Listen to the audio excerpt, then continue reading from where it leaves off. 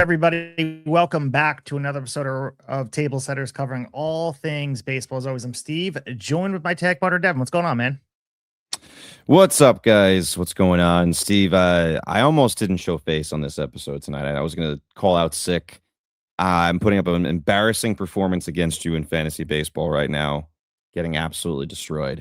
It's one of those weeks you feel like it's over in the middle of the week, and you want to keep on pushing. I know anything can happen, and you're never going to admit that you've won this matchup because you don't want to jinx it, but it's embarrassing so far. Like, I enjoy these head-to-head matchups with the two of us on here. I like to talk about it on air when it happens.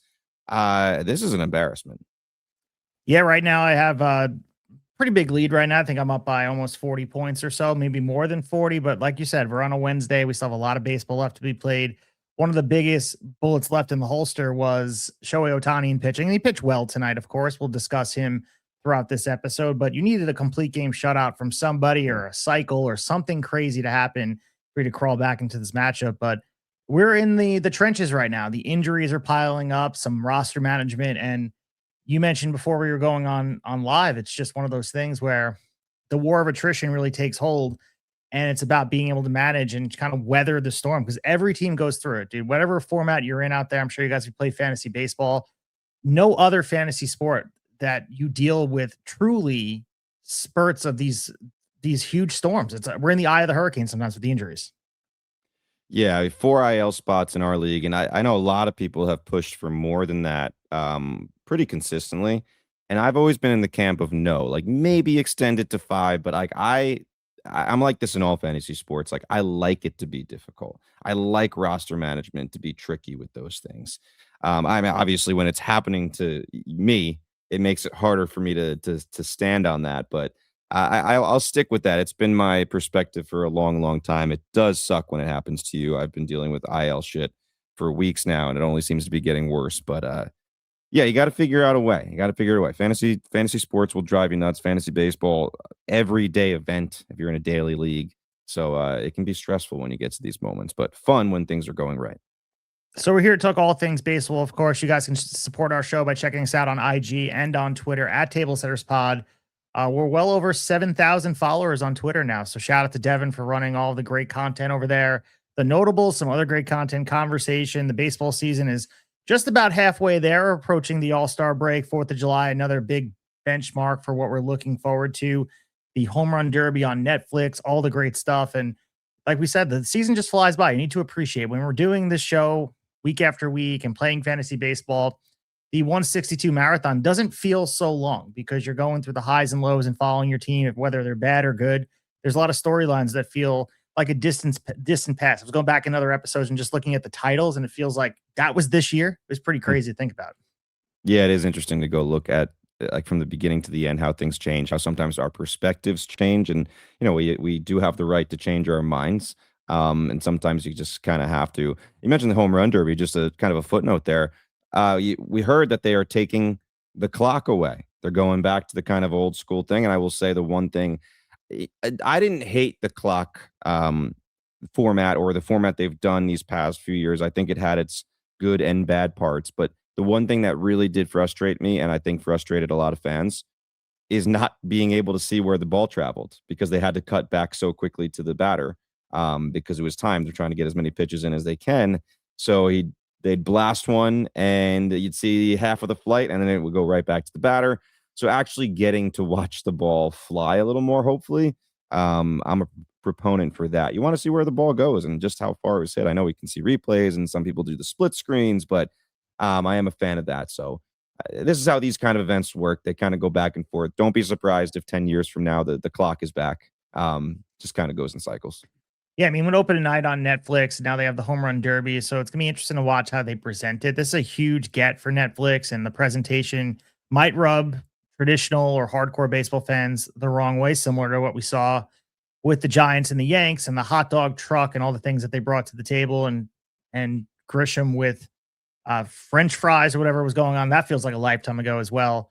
But we'll see what they wind up doing if they do honor the tradition. At the end of the day, the home run derby is supposed to be fun. As you mentioned too, I think back of a clockless home run derby, most famously the old Yankee Stadium with Josh Hamilton hammering balls into the night, and then Justin Morneau winds up winning. And that's probably why they changed the format. If you really think about it, I think they changed the format because of Hamilton wound up not winning, and in a footnote, Morneau wound up winning and whatever. But everyone remembers 2008 for the ridiculous performance that night into the Bronx Air.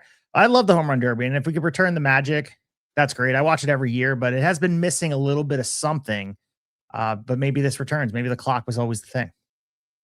Maybe. Yeah, I mean, I think it's had great drama. Even no matter what format you do, I think it's going to open itself up to drama. But mentioning that, I mean, it'll be interesting to see what the All-Star game does today. I think we're all hoping, or not today, but this year, we're all hoping for another swing off at the end. I mean, it'll never be like last year. Let me just put that out there. If it happens again, it will not ever be as dramatic as it was last year because nobody knew it was happening last year. It was a complete and total surprise. Like, wait, what are they going to do? Even the players, if you go back and watch the reactions, it didn't seem like anyone realized what was happening. And it ended up being so cool. Kyle Schwarber, who we're actually going to lead the show off. Maybe this is a good transition. We're going to lead the show off with Schwarber had the dramatic game-winning moment, took the bat out of Pete Alonso's hand. It looked like it was going to come down to the polar bear, but they didn't need him as Schwarber just killed it. So maybe we'll get another one this year. For sure. We'll get ahead into the opening day with the aforementioned Kyle Schwarber and his bid for an eventual Cooperstown. The opening say. All right, opening say here, Kyle Schwarber and the debate that's been swirling around. As you mentioned before, Kyle Schwarber hasn't been on the field the last couple of nights, but when you think about maybe a pitcher's worst nightmare, I don't know for sure, but Kyle Schwarber digging to the batter's box has to be pretty high on the list if you're on the other end of it. And I think when you look at Kyle Schwarber and you look at the numbers, there is a recency bias. There is the prisoner of the moment when you have these debates. And if you look at just the power numbers from a guy like Kyle Schwarber, you look at those numbers, and the easiest Hall of Fame case you can make for him is probably the simplest. If you're sitting there not looking at the advanced stats, 500 home runs. He's on pace to reach one of baseball's most exclusive milestones. And really, Devin, historically, that number has meant everything. As many point out, I'm sure you guys have seen it at this point, every eligible player with 500 home runs who isn't tied to PEDs is already in Cooperstown. So if Kyle Schwarber gets there, the voters will have to be faced with a decision whether the first clean 500 home run hitter should actually be left out. But as we know, baseball's not played in a vacuum. There's much more to the story for Kyle Schwarber. Yeah, this is a super interesting debate. No matter what side of it you're on, and you can claim that it's like completely one-sided. It's not even a debate, but I think it's going to be. I put the poll up just let's see, maybe 4 hours ago or so. And the poll is simple: will Kyle Schwarber be a Hall of Famer? And it's gotten some pretty good action pretty quickly. And I'm very surprised at the results. 72% of voters are saying yes right now. Now, again, you never know who those voters are. Like maybe that poll found its way to lots of Phillies fans quickly. I don't know, because of Schwarber's name, however the algorithm works. So maybe that is lopsided because of that. But 72% so far are saying, yes, he is, which surprises me because I think there's a lot more reasons why he is not going to be a Hall of Famer than reasons he's going to be. You named it. Like what people are going to hang their hat on is he has a very, very good chance at joining the 500 home run club. If he doesn't have to keep the pace he's doing right now. Like say he plays till 38 or 39, 40, and he's going to hit probably 50 this year, if not more. Could he do it again next year? I don't think he's entering his decline phase yet. But even when he does, is he still going to be good for around 30? I could see that. Could he also fall off a cliff when he starts going his decline phase? Yeah, I could see that too. He loses a little bat speed. He already strikes out a ton. You can't strike out more than he already strikes out. So is there a chance he falls short of 500? Of course. There are injuries and things like that. You never know what's going to happen. But he certainly looks like a 500 home run candidate. And that is the argument to make with Kyle Schwarber, right? If he joins the 500 home run club, he's clean. How do you not put him in? Well, if you look at all the other guys in there, they are not one-dimensional like Kyle Schwarber. Kyle Schwarber doesn't hit for average. I just said he strikes out a ton, doesn't play the field, right? I mean, I think they put him over at first base for the first time in a long time the other night. And could he play left field if they needed him in case of emergency? Sure, but he basically doesn't play the field. Doesn't run, doesn't steal bases. Like he is as one-dimensional as you get. Exciting one-dimensional. He had a 3 home run game for the 5th time in his career the other night against the Mets. The same night, Bryce Harper, who will be a Hall of Famer, went for the cycle, his first cycle. Only, I want to say 5 or 6 guys have had 5 3 home run games. And I think only maybe 3 or 4 guys have had 6 of them. And that's the top. So he's 1 away from being at the top of that. And would it be shocking for him to be the first guy to do it 7 times? No. I wouldn't blink an eye. I'd be impressed, but I wouldn't blink an eye if that happened. I just think I'm all for, and you and I have had this discussion multiple times on here between us and with other people. I'm all for saying the standards for the Hall of Fame are going to have to change as the game has changed a lot, for sure. Some of those old numbers that we used to judge people by, 300 wins, 3,000 strikeouts, 3,000 hits, like it's not going to happen enough anymore to go by that. But you need to be at least relatively well-rounded. And the other thing is Schwarber's he's had a bunch of years now with the Phillies super hot. But before that, his career was a little up and down. I mean, a hero for the Cubs, came back for that injury. Part of that World Series was significant too. It didn't just come back. Like, he was significant, had big moments. And then, but years later, he gets DFA'd by the Cubs. His career kind of takes a weird turn. Red Sox, Nationals. But since he's been with the Phillies, he's been nails. So I think he also lost some time of consistency of putting up the numbers and the games played that you might need to join the Hall of Fame. When I think of Kyle Schwarber, there's some guys that come to mind that, like, I think are interesting comparisons. One of the first guys is Big Papi, David Ortiz, right? DH type, right? Second half of his career is not really playing field much. Here's the thing, man. You look at it, it's night and day. And I know Schwarber's career is not done, but I'll give you a little bit. I won't read every single one, but David Ortiz's B WAR by the end of his career was 55. Schwarber's at 22.1. Not even halfway there. He's 33. He's not coming close to Ortiz's WAR there. Now, Ortiz also had over 10,000 plate appearances. Schwarber only has 5,700 right now. So he's also not getting to that number. And that's what I was kind of talking about first part of his career that I think people maybe are forgetting a little bit here. Ortiz was almost at 2,500 hits. Schwarber's at just over 1,100. Ortiz ended up with 541 home runs. Schwarber's 369. Ortiz had over 1,700 RBIs. Schwarber's at 836. We could keep on going here, but I don't think that comparison is going to be very close. Ortiz was part of 3 championships. Schwarber's obviously part of the one historic one. 10-time All-Star for Big Papi. Schwarber's been there 3 times. 7 Silver Sluggers, 1 for Schwarber. 1 World Series MVP, 1 ALCS MVP for Ortiz. Okay. And there's other guys I think you could compare that are in the Hall of Fame. I think of a Jim Thome type, an Edgar Martinez if you want to go to the DH. Those guys blow them away too. I mean, Edgar, a little bit of a different guy, all-around hitter, right? Batting titles. But they blow him away. Gary Sheffield is an interesting comparison. I know he's kind of tied up in the steroid stuff. Some people say he should be lumped in with that. Those people, some people say they shouldn't. But if you want to give him a chance, as far as guys that have 500 home runs that are not in the Hall of Fame, he's one. He blows away Schwarber too. And then the last guy I'll talk about, because you can also get into the talk about, well, what about guys that haven't made the Hall of Fame yet? Lance Berkman is a very controversial guy as far as should he be in the Hall of Fame or not. And people forget how good he was. Lance Berkman is not in the Hall of Fame. For those of you listening that may or may not know, he had 52 B WAR. Okay, 52. Just a little under Ortiz, who we just got through. 366 home runs. So, I mean, Schwarber's already got him beat there. I'll give you that. Over 1,200 RBIs. Hit 293 for his career. 406 on base percentage. Over 400 on base percentage for the career. Slugged 537. 943 OPS for his career. That's better than Big Papi's OPS for his career. Schwarber's at 853 right now is for his career. So when I look at these, the more comparisons I look at, the more I think, and I'm sure I could find a few where it actually makes Schwarber look good. I mean, Harold Baines is one guy that got thrown in there on one of the committees that they do now, like after the fact. And he's one that really changes the numbers and gives people on the other side an argument. And we're like, hey, if Baines can get in with some of these numbers, like why can't a Schwarber or someone else?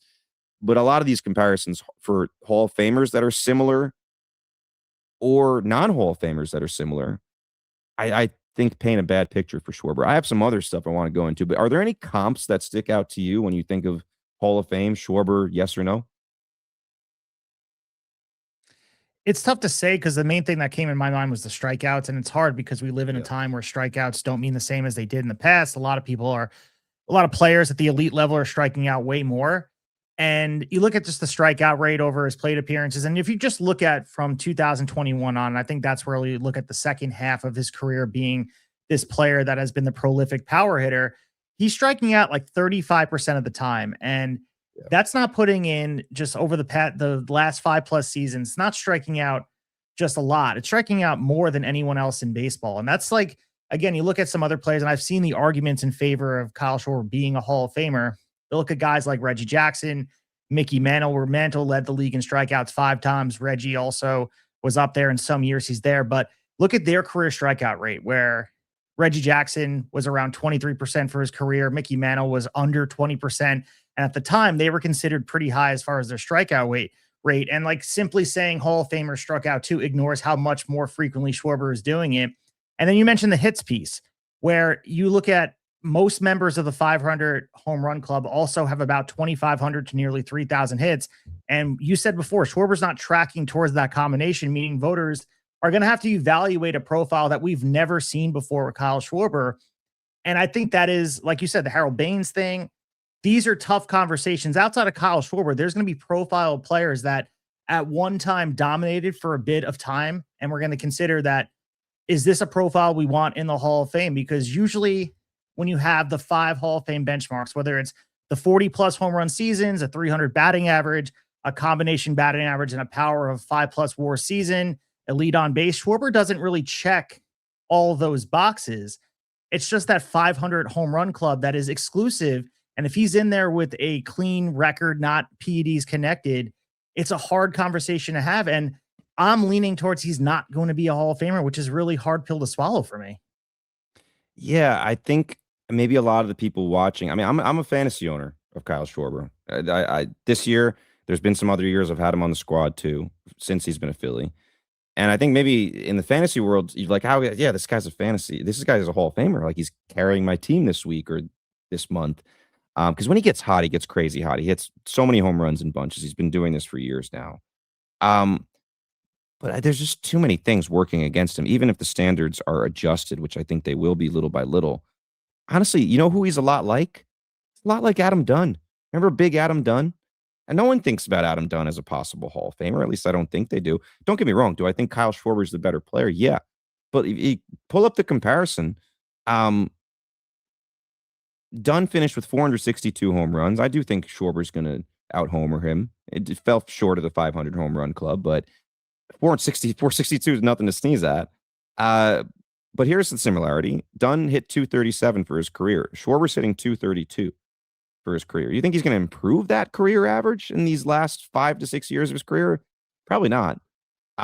His on-base percentage was 364, which is better than Schwarber's right now, which is 347 for his career. His slugging was 490. Schwarber's up at 506, so a little better. OPS, 854. Schwarber's OPS for his career, 853. These guys are similar, man. Again, Schwarber is the better player. I'm not going to sit here and say he's not.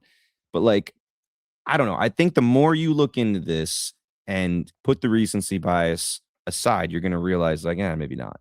Unless he absolutely just has more longevity than we realize and maybe goes toward the 600 home run club. Then we have something to talk about here. There's a lot of great stuff on Baseball Reference, as everybody knows, but there's this one thing I was looking at today. I look at Jaws, which I love, which is kind of taking the 7-year peak and mixing it with the WAR and seeing where these guys are.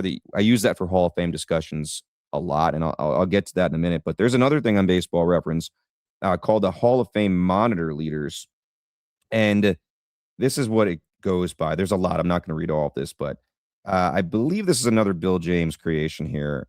But it basically attempts to assess how likely or not deserving an active player is to make the Hall of Fame. Using the rough scale they made here, if you have a score of 100, it means you have a good possibility. And if you're up near 130 or more, you're basically definitely in. You're almost 100% in. There's a lot of things that factor in. I'll give you a couple examples, but the list is long, so I'm not going to read the whole thing. It says for batting average, 2.5 points for every season over 300, 5 points for over 350, 15 for over 400. Seasons are not double counted. Okay, they require 100 games in a season to qualify for the bonus. Let's go to another example. 10 points for 50 home runs. So Schwarber might make some hay there. 4 points for 40 home runs, 2 points for a 30 home run season. 8 points for every MVP award, and 3 for each All-Star game. 1 point for a Rookie of the Year award. Okay, 2 points for a Gold Glove at catcher, shortstop, or second base. 1 point for any other Gold Glove. So they're counting the up the middle stuff a little more. I'll give you 2 more examples, but there's more to this. How about this one? 6 points for leading the league in batting average. 4 for home runs or RBIs. 3 for runs scored. 30 points for 600 career home runs. 20 points for 500. 10 for 400. Okay, you guys get the drift. They came up with these different point values. It's an interesting thing. I'm sure a lot of people could poke a lot of holes, and maybe some of the stuff is a little outdated, as we mentioned, with the standards needing to be adjusted. But all right, so 100 says you have a shot. 130 says you're almost a shoo-in. Let me give you some examples of some current players that are still active. Mike Trout's all the way at 152 right now. So that sounds like shoo-in for the Hall of Fame. Okay, that makes some sense. Freddie Freeman is at 140, so he would also qualify in that almost clinched. I agree with that as well. Shohei Ohtani, who still has a lot of career left in front of him, already at 124, so he's well on his way. Duh. And then you got some fringe guys. Nolan Arenado, 122. Seems like he's entering the twilight of his career. Seems like he's probably going to be good enough there, or at least in the discussion. Paul Goldschmidt, who is on fire again, 109. So he's one of those fringe guys it's going to be a discussion, a back and forth, former MVP. Salvador Perez, who's having the worst season of his career by a lot, 105. Catcher, that'll be an interesting discussion too. All right, so let's get to Schwarber. By the way, Schwarber's teammate Bryce Harper at 93 right now. So not yet a shoo-in. I think he will be once his career's done. And also MVPs under his belt as well. So Joey Votto, another one, because we talk about Votto as like the line of demarcation for when the Hall of Fame standards, or like the model player for how Hall of Fame standards are going to change, how walks became cool, right? He's at 89, so he does not seem like a shoo-in. But again, this might be older standards. Okay, so you have to keep that in mind. Schwarber, if you keep on going down, is only at 77. And yes, he has years left. But that does not sound to me, definitely not a shoo-in. Will he get to the 100 mark and then be one of those like fringe guys? Maybe. Giancarlo Stanton at 82. He's above Schwarber, even with all those injuries.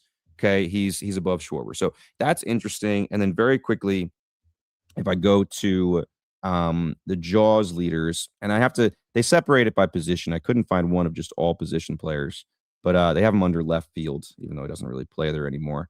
So I'll give you an example here. Middle of the pack Hall of Fame guy in left field. Let's go Willie Stargell. He had 47.8 for his Jaws. He's kind of in the middle of the pack of Hall of Fame left fielders. Ralph Kiner's on there, 45.4. Lance Berkman, who I mentioned before, not in the Hall of Fame. He's at 45.6 on his Jaws, not in the Hall of Fame. Okay. We go down, try to find Schwarber here. Takes me a little while to find him. He's way down, dude. He's at 21.1. Not even close. And again, what hurts him is not playing the fields almost ever and just being one-dimensional. Like, those home runs are great, but Hall of Fame, man, is like, you have to be a little more well-rounded. So I know we're going really deep into this, but you got to break it down as much as you can. It can't just be as simple as, man, this guy's hitting home runs in bunches. He's a Hall of Famer. I don't think it's that simple. And that's why I think we become prisoners of the moment when you watch him play, because he can change the game with the swing of a bat. We know that. But the conversation is way more nuanced, as you mentioned, than simply just looking at the home run numbers. And I think if he reaches 500 home runs, that's great, but it's going to just force voters into a really uncomfortable conversation, maybe a fascinating Hall of Fame debate, maybe the most fascinating we've had in years. And the question they have to ask ourselves is, are we rewarding one of the defining power hitters of the generation, despite the strikeouts, the low batting average, and a modest hit total, or we decide that one elite skill, no matter how historic, isn't enough on its own? And as you mentioned, all these metrics are kind of leaning towards he's not a Hall of Famer. He's unquestionably on a trajectory because of the power, but you're putting all the picture together. We're evaluating the player as a whole, not just the home run column. And I don't think his resume is a lock. The next few seasons may not determine, of course, whether he reaches 500 home runs. We think he's on that pace. It's going to determine whether 500 home runs is going to be enough. And right now, again, I'm looking at how much value you place on base ability. Schwarber is somewhere between 2 and 3 Hall of Fame caliber seasons, and that's not enough. Again, we talk about players that are injury shortened. Some of the seasons where he's not Hall of Fame caliber have to kind of be baked into the aggregate. We can't have the recency of, yeah, he's going to hit 50 home runs a few of these years. 0 300 batting average seasons, no seasons meeting the proposed batting average and power combination standards, no 5 WAR seasons based on the Fangraphs value that you look at that are provided, 2 seasons with the 370 OBP, which is 21 and 24. Depending how much value, like I said, 2 or 3 Hall of Fame caliber seasons, that's not enough to punch your ticket. And there's still a lot of runway for him to write the rest of his story. But as you said, we kind of know the player he is, and it's not like he's going to get rid of the holes in his swing where he's not striking out. And that's who he is, and he's made a living on that, very comfortable. He's going to have 4 or 5 houses. His grandkids are going to have they won't have to ask for money for the rest of their lives. But I'm not saying he's a Hall of Famer, and I don't think you can get me there. And the conversation has to be very nuanced going forward, and we can't just be prisoners of the moment. I'm asking everyone, you have to look at the full picture of this player as a whole. And as Devin mentioned before, he's one-dimensional. He's a great one-dimensional player, but he's one-dimensional.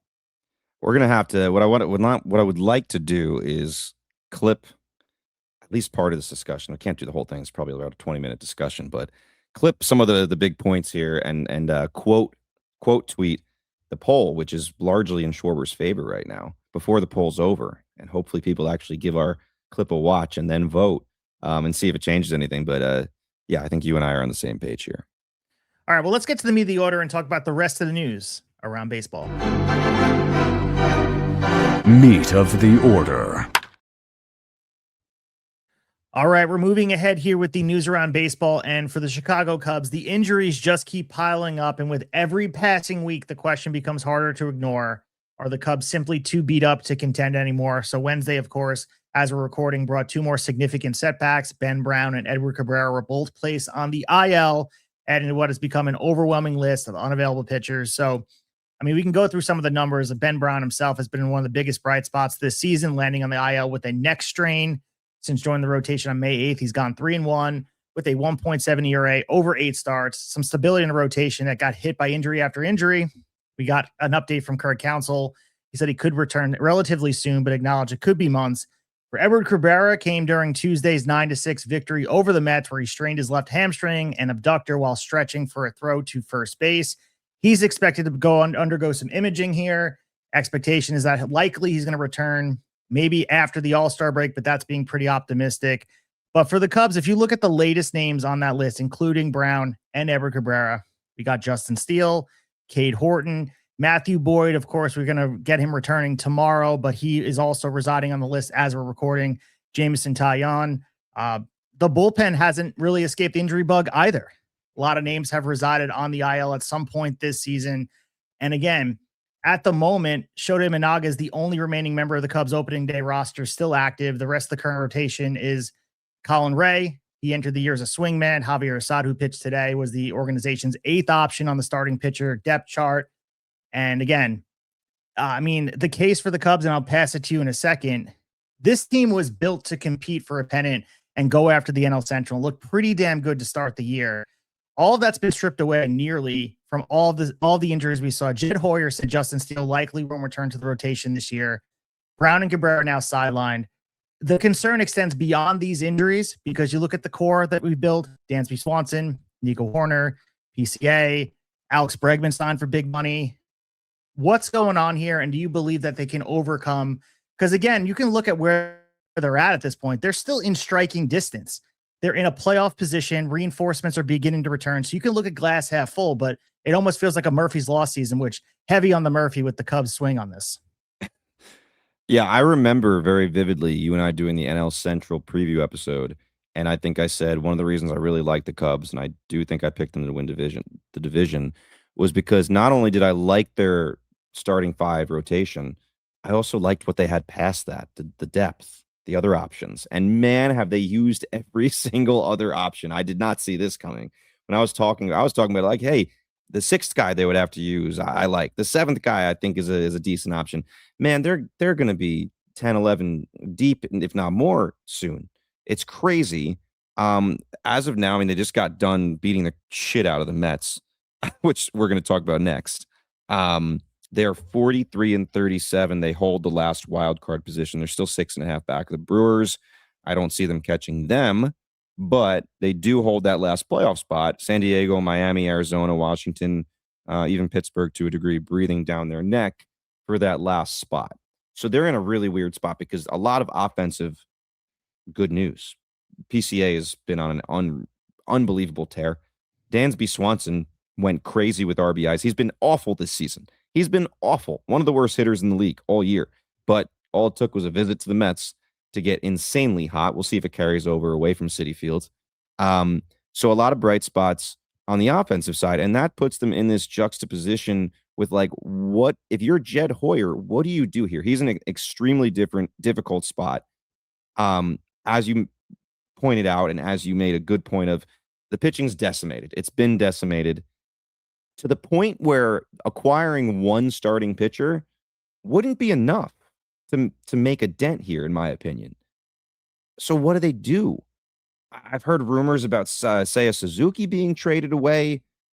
I don't think you can do that. He seems like a pretty important piece. I guess if you can bring pitching back, like, you might feel like we have enough offense. If we can do some kind of 1-for-1 swap here and get pitching back, if we give Seiya up, all right, maybe we do that. So I don't know if that's an option. I don't know if Seiya is enough to get a legitimate starting pitcher in the rotation there. The other thing that I think plays into that decision is they've already moved significant prospect capital 2 years in a row. Obviously, the Kyle Tucker trade gave up a pretty penny to get him, and he left after a year. Okay, the Edward Cabrera trade gave up Owen Casey. Cabrera had been pretty mediocre all year, and then that injury, man, I watched that live. That did not look like just a simple hamstring pull. That looked like he's going to be out for a long time. I think lucky for them, Owen Casey has not really been very good in Miami. He's had some solid moments, some memorable moments, mostly in the beginning of the year, but overall, he's been bottom half of the league player. Yeah, and I think that's putting it nicely so far. But again, they've moved a lot of prospects already for those two deals. I will say this, two names that pop into my head for them as we inch closer to the trade deadline are Freddie Peralta and Sonny Gray. And the reason I picked those two guys is because I think they'll cost less than other people. And you might say, wait, why would they cost less? Those are veteran pitchers. Well, Freddie Peralta is not pitching very well, and he would be a rental. Okay. I will say the Mets are not going to move him if they and this is maybe more of a discussion for the Mets, but it's relevant here. If the Mets don't like the offers they're getting for Freddie Peralta, they could very easily decide to keep him, give him the qualifying offer, which gives them the draft pick compensation. Maybe they like that better than the offers they're getting. He's not pitching well. He's a rental, so he might be cheaper. We'll see if the Mets want to move him for cheap. Sonny Gray, he's making a lot of money. I think the Red Sox would be motivated to take something and have someone take him off their hands. And for the Cubs, it might be nice because I've already heard rumors that, like, the Cardinals might like to bring him back, or he might like to go back to St. Louis and help the team that is, breaking out this year. It depends on the market. We know last year the pitching market, the starting pitching market, was extremely expensive and not many people were moved. We'll see if that happens again. In a perfect world for the Cubs, Logan Webb is the perfect fit. We heard Buster Posey kind of shoot that down yesterday when he met with the media. It basically said he's the only guy who won't move. GMs are still going to ask about Webb, and if they can overwhelm him, who knows what happens. Joe Ryan's another one, but I think a lot of people are going to be in on Joe Ryan. I think he's going to be expensive as well. So I don't know, man. They're in a really weird spot because they still feel like a playoff team, but all those injuries are brutal. I think the one thing they have on their side is, like you mentioned, Matthew Boyd comes back, I believe, tomorrow. Hopefully the Ben Brown thing is not a long one. Jameson Taillon already. But Cade Horton's gone. Justin Steele, like you said, is not going to be a starter this year. And then the Edward Cabrera thing sure didn't look good. I don't know when he's coming back. So you're thin. You need at least one. If you are making a legit push here, you're going to need at least one starting pitcher acquired. The problem is every other team you call knows you're in desperate measures here. So they're going to feel like they have you by the balls. Yeah, I mean, it's kind of the same thing where I'd be hesitant to trade anything for some of these pitchers because looking at the way things have gone, it doesn't matter who takes the mound, somebody gets hurt. And I'm not saying it's an organizational infrastructure thing.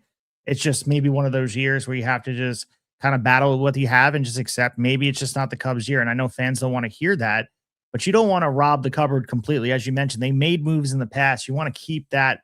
You want to save some stuff for a rainy day, especially with the season the way it's gone. I'm not sure if one or two moves get you past the Brewers regardless. And the ultimate goal is to get past the Dodgers. I just don't see this Cubs team doing it unless they can get fully healthy. And it's going to take some rehabilitation to get these guys back. And the best case scenario is, like you mentioned, Ben Brown comes back, Tyone comes back strong, and you figure out a way to Edward Cabrera is not as bad as you think it is. There's a lot that has to go right, but I'd rather roll the dice in that direction than give up the cupboard for a what if. But you mentioned the New York Mets. Let's move over to them. And David Stearns making some waves here. I mean, he had made a quote that's catching a lot of headlines here in New York and especially in the wake of the Knicks championship. And we got obviously the Yankee stuff we'll get into with the Lollipop-Gate. David Stearns was a big topic of conversation on New York sports radio, where he said there's still time for the Mets to contend this season. And I guess the question I asked everybody, at what point does patience become reality denial? Because the question facing the Mets here, he insisted there's still time. This is before they dropped the 2 games to the Cubs, as you mentioned today, losing again twice. And I mean, looking at the quotes here, it's hard not to be upset. I'm not even a Met fan, but it is frustrating to look at because it's not hard to understand why Stearns is saying it. Let me just start with that, because when you're a front office and you look at this, the payroll, it's one of the highest in baseball. A front office is not going to quit on a season in June. But for me, it becomes increasingly difficult to argue that the Mets have given anyone a reason to believe. And you look at just them in all the metrics, last place in the National League East. At this point, when we were recording, I'm not sure how many games out of the final wildcard spot at this point. They're far out of a playoff spot. And dropping the first game against the Cubs, then the second, dropping now to 34-46. It makes it very interesting that he'd come out and say it. It seems like David Stearns has a way of just having very poor timing. It's interesting he's making a media appearance and saying there's still time to do this. And what do the Mets do? They come out and they really stifle any flames of momentum that they could have. They lose both here. Lindor comes back. That's not a spark point for them, which it should be. It's very frustrating to watch from afar. I know it has to be increasingly frustrating as a longtime Mets fan, just wanting the best for this team, high hopes for this year, watching Lindor come back, and nothing seems to make a difference. It's a season that feels like it's by the wayside, and at some point, you kind of just have to succumb to just the depression of this is not a contender. Yeah, no, they're nowhere near contender. Watching, I'll say, to be fair, David Stearns, I believe, that does like a monthly press conference, so it was just his time to do this, and that might be the only thing I give him credit for getting in front of the media once a month. Not everybody does that. Some people you can barely ever get out there, but it's no secret from people that listen to the show, no matter what he says, he pisses me off. Just smug look on his face. I can't take it. This was the first time he struck me more as a man of desperation, a man that knew his job was on the line, and he's just trying to convince people of things he knows are not true. Chelsea Janes, who came up from Washington and took over the beat reporter job from Andy Martino, has done a great job. She's really, really good. And so she wrote about this afterwards. A couple things here. One quote from her is, "What struck me about David Stearns' answers through this year is the certainty, feigned or genuine, that Mets issues are temporary, not product of roster miscalculations. He could still be right, but proving it will require a stunning transformation."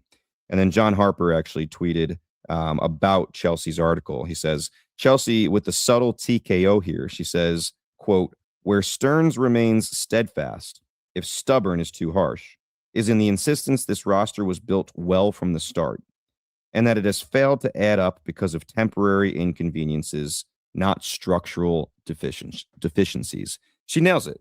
He is blaming everything but himself.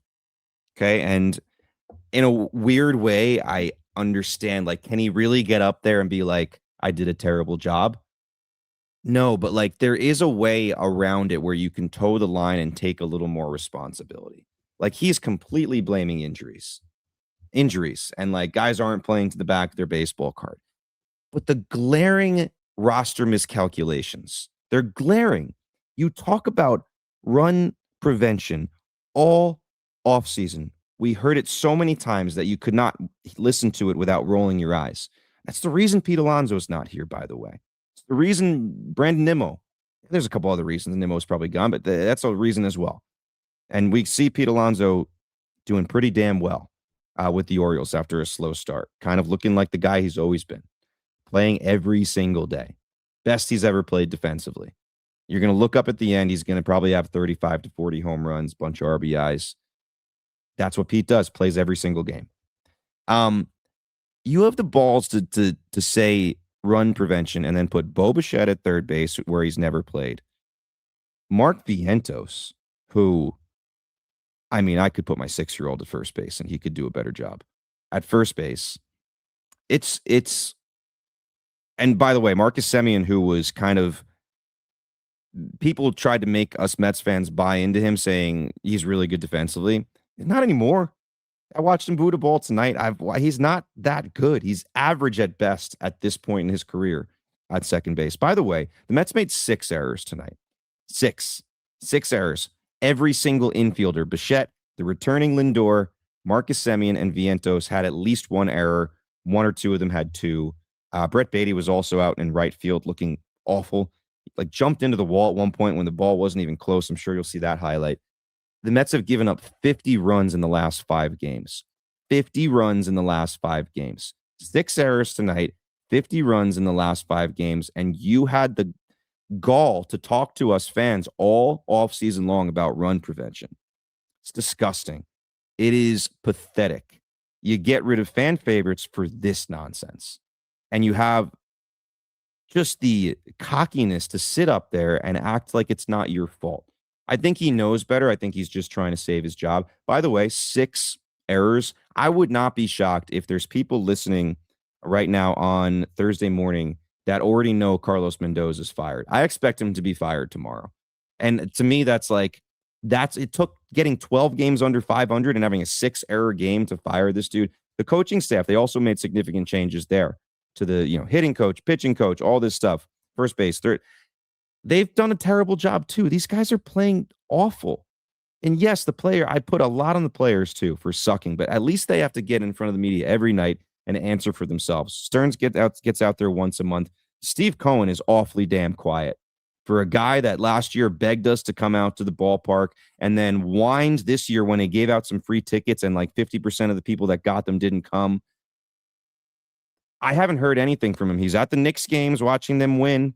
Must feel good to watch a team, perform in the clutch. I could go on all night about it, but David Stearns needs to go. If I'm Steve Cohen, I'm firing Stearns and Mendoza tomorrow. If I'm a betting man, I'm figuring Mendoza is fired sometime on Thursday and Stearns is still here. We've had the likes of Ken Rosenthal coming out and saying that, like, yeah, he's made some mistakes, but he's also done some good things. They probably shouldn't fire him yet. That's nonsense, man. Do not let this guy get anywhere near decision-making for the trade deadline and absolutely not the upcoming offseason. He needs to go. To have this much money and be this bad is just incredible. Incredible. Yeah, I mean, we could sit here all day, and well said with everything you had. I empathize with just being a frustrated baseball fan. You're a diehard and watching this play out because it's not like this is a team that shouldn't be on paper. As far as payroll goes, they should be a contender. And you went into this year, of course, there were questions about the construction. It wasn't like we were sitting here delusional, acting like this was a perfectly constructed team. Everyone kind of saw worst case scenario was what we're seeing on the field right now. And ironically, as the offense has begun to improve, the exact issue that sank the Mets last season has resurfaced, which is the rotation. It has not gotten better. Yeah. And last year, the Mets held the best record in baseball in mid-June before their starting pitching collapsed, and eventually helped push them out of the postseason on the final day of the regular season. And this winter, they tried to solve that problem. The Freddie Peralta thing has blown up. They tried to pair him with Nolan McLean at the top of the rotation. We mentioned last week, Peralta had that 10-run in 2 2/3 innings against Philly, which was an absolute disaster. And during the Stearns conversation, you mentioned they're doing it on a monthly basis, which I wasn't aware of. I thought it was just him coming out, trying to make good with the New York media. He was pointing to Clay Holmes, the broken fibula, as the major blow, but the injuries aren't the only reason this rotation has struggled. You kind of look at everything. Mets starters ranked 28th in Major League Baseball in walk rate. Their ERA is 27th in baseball.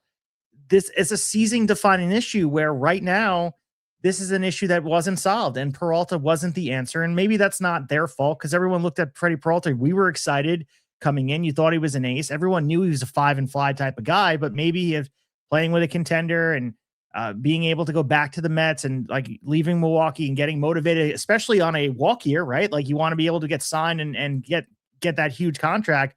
You think he'd be motivated to go out there and push himself. You know, I think for them, this is a huge issue, and it's a problem because you invested in this team to contend. And then the Juan Soto deal, not even just to bring it back to Juan Soto, but it feels like that was a win now move. And now for Juan Soto to be aboard this train of he's in a situation where like you're on this train and like, how long is this going to be a retool? Because you kind of have to, like, they stripped it away. You alluded to it, the Nimmo stuff, the Alonso stuff. You took away the whole identity of what this team was prior to David Stearns.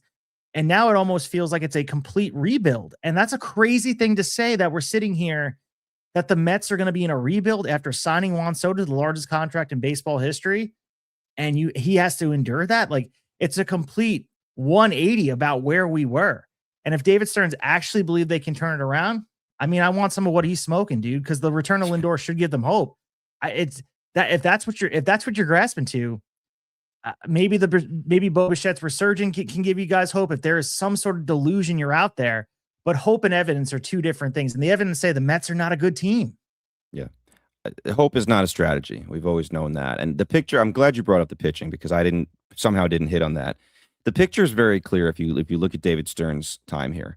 2024, he comes in and he makes a bunch of these 1-year signings that he's famous for, and some of them work out. Sean Manaea works out. Luis Severino was great for us. Things work out, and then you get the magical run with Jose Iglesias, the OMG Mets, right? JD Martinez was a big factor, and they go way further than anyone thought, right? 2 wins away from the World Series.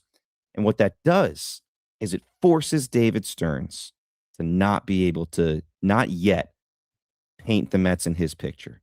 He's always wanted to blow it up, right? But they got close to the World Series, so he couldn't do that. And what do they go out and do? They go sign Juan Soto. And the only other thing they really did that offseason was bring back, and probably begrudgingly, bring back Pete Alonso on a 1-year deal, right? He actually ends up killing it. And like you just said, everyone, the dumbest baseball fan in the world, if you watched Mets baseball at the end of that season when they somehow didn't make the playoffs, everyone knew it's because they couldn't get any length out of the starting pitching. Starting pitching was the main problem. But no, he ignores that mostly and decides, now's my chance, since we blew it, to get rid of these guys that I didn't want. Pete Alonso's gone. Edwin Diaz, we could debate whether he actually wanted him back or not. I don't know, but he's gone. Nimmo gone. So he did it. And I'm not going to lie here. I was excited about the Freddie Peralta thing. I was excited about his pairing with Nolan McLean. McLean was good at first. He's struggling now. Freddie Peralta has been legitimately one of the worst pitchers in the league. Okay, I think ranked 59th out of 66 qualified starting pitchers, which is, no one could have seen that coming. Clay Holmes was way better than anyone thought he would be before he got hurt. But the pitching thing, it needed more. It has reared its ugly head again. It is the main reason. I mean, we're not good in any facet of the game. The Mets are not good on defense. The Mets are not good on offense. And the Mets are not good pitching. The only thing that's actually been good is the back end of the bullpen. It's been fantastic for the most part. Luke Weaver, 21 straight scoreless innings. I don't know if we can get something for him in the deadline. If he keeps on pitching like this, I'm sure we could. Brooks Raley is going to be a big piece. Left-hander, that's valuable. AJ Minter, another left-hander out of the bullpen. You can probably get something for him too. Other than that, it's Freddie Peralta. Huascar Brasban, I don't know if they want to keep him, but he's been fantastic, so you could probably get something for him. So it's going to be a lot of bullpen things that you're getting trades back for, hopefully building some stock here. But he's pressed so many wrong buttons. I haven't even mentioned some of the moves he's made in the trade deadlines that have blown up in his face. I mean, even last year, the pitching was so obviously the problem. You could have gone out and got pitching at the deadline. I know it was expensive, but instead you bring in like Cedric Mullins, who is terrible, things like that. Nothing works. Ryan Helsley, who was an absolute nightmare at the back end of the bullpen. We could go on and on. He has earned nothing here. He really hasn't. I just don't. There's really very few ways to defend him, and the ways that there are just not convincing. Honestly, I think we need to get off this topic before my head explodes. Well, my last question to you, and obviously David Stearns, a lot of his accolades were earned in Milwaukee. The man from Milwaukee coming here and trying to build his image with the New York Mets. And we watch what the Milwaukee Brewers are doing this year, being a potential favorite in the National League. What do you attribute that to? Because I know there was a lot of comparisons with Andrew Friedman and David Stearns, where Friedman left the Rays and built what he did at the Dodgers. Is it just that the infrastructure was propping Stearns up? Or is that too hyperbolic to say? Or is it just like maybe the mix of being in New York didn't work with his style of building a team? I'll be honest. I think it's guesswork. Milwaukee doing so damn well every single year, even since he's been gone. Turning all these pitchers into studs, right? Kyle Harrison doesn't turn out in San Francisco, doesn't turn out in Boston, and all of a sudden is all-star caliber in Milwaukee. Like, they just know how to get the best out of everyone. I think a lot of people thought David Stearns was leading that charge, and maybe he was. I don't know, but had people around him that were really helping more than anyone realized. But the people that have stepped up into his shoes and everyone else moved up behind, like, they seem to be doing a damn good job. So it doesn't help Stearns' cause that they're still doing so well without him. I mean, you can say the same thing about the Rays. When Freeman left, they still kind of did Rays things. You know, they find ways. Organizations have this sort of foundational piece where, like, they've just pushed the right buttons. And for Stearns, he's pushing all the wrong buttons with the New York Mets. But let's get into our next topic here with What's the Word and talk about the other news around baseball. What's the Word? All right, so shifting gears here to the NCAA, and we saw some stunning magic here. And Oklahoma's national championship run is a reminder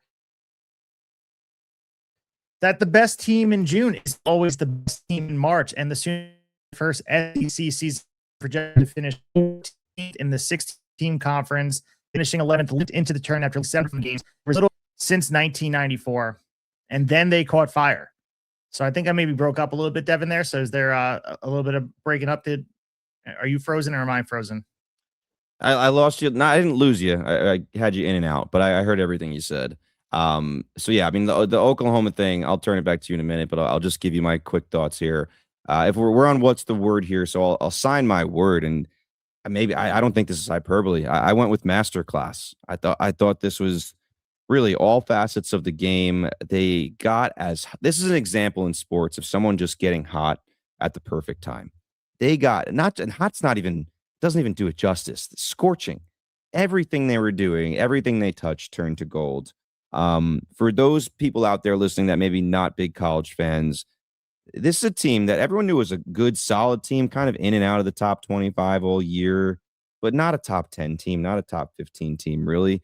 I believe they finished 11th in SEC play. They ended up knocking off 5 national seeds, 3 of which were in the top 5 in the country. And they did this leaning on a trio of freshman arms and just with an absolute offensive onslaught. So there's a lot of things we could get into, specific players. I mean, Eli Willits' brother Jackson plays there, ended up being the player of the tournament, was fantastic, a name to watch, obviously. The pitching, unbelievable from the young kids, but it was a masterclass, not who anyone expected. I thought Carolina would take it in that matchup, and especially after winning the second game of the series, I thought they would, move on. But Oklahoma found the hot streak and brought it right back and finished it off. So masterclass by the Sooners. Yeah, my word was magic. And you mentioned before, they knocked off number 2 national seed Georgia Tech twice on its home field, swept Kansas on the road in the Super Regional, beat number 3 national seed Georgia twice in Omaha, and capped the run with a dominant 13-2 Game 3 victory over North Carolina. And just 24 hours after managing only 4 singles and a 6-2 loss, the Sooners erupted for 14 hits in the winner-take-all finale. College World Series most outstanding player, you mentioned by name, Jackson Willits, reached base 5 times, finishing the tournament 13 for 25. And, he talked about getting hot at the right time, but no player embodied this run from Oklahoma in their turnaround than Kyle Brandt. He entered Game 3 just 1 for 16 in Omaha, batting number 9 in the lineup, delivered 6 RBIs, 2 singles, and a home run in the biggest game of his career. Skip Johnson, who's their head coach, he was talking about the confidence, saying they believed in each other. They became a different team over the final month. And the other thing, we talk about Oklahoma, but also North Carolina ran out of gas. They cycled through 8 pitchers, allowed 14 hits, 8 walks, 3 wild pitchers, and a hit batter. I mean, it was just one of those things where you kind of just look at them, 54-14-1, an absolute great season from them, reaching Omaha for the 13th time. They're still searching for their first program national championship, and this looked like the year. But for Oklahoma, man, you mentioned it. I mean, they finished 11th in the SEC, entered the tournament ice cold, found another gear when it mattered, and proved that all you have to do is get in and figure it out. That's magic. They caught fire, and it was awesome to see. Just what a run. And I think this kind of makes people fall in love with the college baseball format of watching this team win when they had no shot. I don't think anyone had them on their radar. No, I will give us a little bit of credit. I think at least not from the beginning, when there was, a whole ton of teams, but in the final 8, I think we did call them out as like a sleeper, right? We've said this, both of us went with UNC Georgia. Okay. In the final, we had a different result of a winner, but we also said, like, out of these 8, sleeper is Oklahoma. And again, it was based on they'd already been ridiculously hot. And UNC, just the fact that they got all the way there, let's not forget early in the tournament, they were this close from being eliminated by USC. USC had them in the 9th inning, and 9th inning magic happened for North Carolina, and inexplicably they move on and then just run all the way to the finals, which is another reason I thought once they got past that, where they were on death's door, I thought they were going to go, and they nearly did. But I think that program will be back. Hard to recruit. North Carolina super competitive, but they recruit nationally, just as all those other schools do. We saw our guy Eric Paulson from New York there, and we'll see a lot of other out-of-staters there in the future. But we're going to go to our next What's the Word here, and I'm interested to hear yours. You're the Yankee fan here. But the topic here is Jazz Chisholm's apparent lollipop obsession. He was seen out on second base with a lollipop still in his mouth. Apparently, it's been pointed out that this is not the first time he's done this. He was batting with a lollipop I don't know if in the same game or earlier in the season. Against the Red Sox, he did it. I remember pointing it out. It was something that I thought was weird at the time too. Yeah. So I'm going to give you my word quickly, and then I just want to hear your thoughts on this. My word is infantile. Jazz is just like, this is Jazz, like it fits. So, hey, Jazz is Jazz. I'll give him that. Like, he does not try to be anybody else. He said, listen, I play a kid's game. Like, if anything, maybe it was unsafe. I'll give you that, but I don't think it's a big deal. I don't know, man. I don't dislike the dude. I think he's a good person. Rubs me the wrong way a little bit. It's a weird fit with the Yankees, just with what that organization represents. But yeah, I thought this is a little, sure, let the kids play. This is a little over the top. I'm calling it infantile, even his reaction to it. But your thoughts? Did you care about this, or maybe you didn't? I thought there was an overreaction. I didn't think it was a big deal when I saw it. I kind of smiled and chuckled when I saw it, and I had seen it happen, as I mentioned, at batting it at Fenway Park. He had it in his mouth. I think this entire situation has been blown way out of proportion. And I think it actually kind of speaks to who he is, the talking point, because Jazz Chisholm has been a lightning rod. No matter how you think about him, he's one of baseball's most polarizing personalities. Doing things like this, as you said, it kind of fits what he has done before. Almost everything he does receives more attention than it probably would if another player did the exact same thing. I thought Aaron Boone handled exactly the way a manager should. I was actually shocked that he came out and was as direct as he was. If one of your players takes the field with a lollipop in his mouth, there's an obvious safety concern. I know people make light of that, but this was a player. I mean, you have a hard stick in your mouth while playing a professional sport. That's very different than chewing gum or like the smokeless tobacco or just any of those things that are in your mouth. I heard the comparisons to that. I mean, it could be dangerous. And I know people laugh about that, but if he was to get hurt or whatever, and this is a bad example, you got to remember kids also play baseball. You don't want to watch a generation of kids playing baseball with a lollipop in your mouth. I thought Boone's message was clear, and it's not, to me, it's not typical of Aaron Boone, where he was as direct on the John Boy podcast, and maybe they caught him off guard. I think the biggest reason this story shouldn't have lasted more than a day is because Jazz didn't push back. I thought for sure Jazz would have pushed back after the fact. He explained that he was trying to bite through the lollipop before taking the field, that he normally removes the stick. He acknowledged that Aaron Boone was right. The issue was addressed. He understood it. But the conversation around professionalism and respecting the game, that was a bit too far for me, like where people are like, it's the sanctity of the game. I mean, come on. At the end of the day, I don't think it's that big of a deal. If Jazz had argued with Boone and acting like insisting he did nothing wrong and turned into a bigger issue, okay, legitimate story here. But for the pundits, I heard Sean Morash on the Tiki and Evan show going off about this. I mean, I thought it was a stretch too far. This is Jazz Chisholm. It kind of comes with the picture of who he is. And maybe that's not fair as a baseball fan, but I'm not sitting here upset that the dude had a lollipop in his mouth, that it's disrespecting the game of baseball. This way too far. My words overreaction.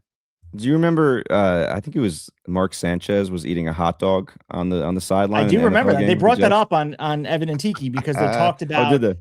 Yeah, because he was out of the game though, and I think they were up 34-0 or something. Yeah, it wasn't on the field. That was a huge story too, because that was the Rex Ryan Jets.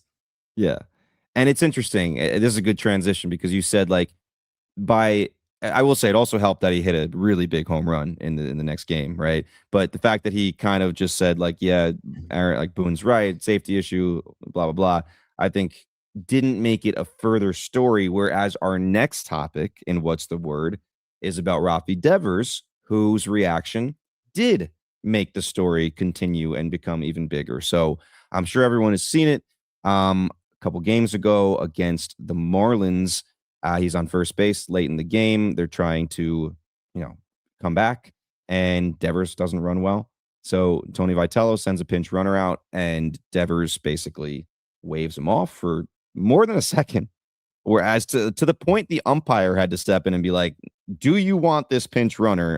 And Tony Vitello says yes. And Devers goes out of the game and then doesn't let anyone high five him or pat him on the back, real awkward, childish stuff. And then finally, yesterday, this all comes to a head where Buster Posey talks to the media and basically says, no, I haven't talked to Ralphie about this, which is one weird thing. And then, Tony Vitello talked about it too. Honestly, Vitello says some weird stuff, and some of it feels a little try-hard, but I think he did the best out of the three. If you're talking about Devers, Posey, and Vitello. And then Devers talks, which he almost never does, to the media, and blames the entire thing on the media. And you mentioned blowing things out of proportion. It's one thing for you to say that, but for the player to straight up say, you guys all just blow these things out of proportion, and straight up lie, saying, oh, it was a misunderstanding. Coach Vitello knew I had the little hamstring thing going on, so I thought maybe he was sending the pinch runner out for that, whereas my hamstring felt good. That's not what happened, dude. You're unhappy, you're a child, you're frustrated, and you're acting out like a little kid.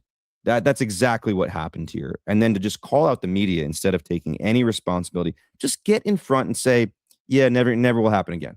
Even if you want to say it's a misunderstanding, it's a misunderstanding. It'll never happen again. Not it was a misunderstanding between my manager and I, and you guys, it's your fault. It became a story because you blow out everything out of proportion. My word for Rafi Devers, who I'm quite sick of. I'm not even a Giants fan, not a Red Sox fan.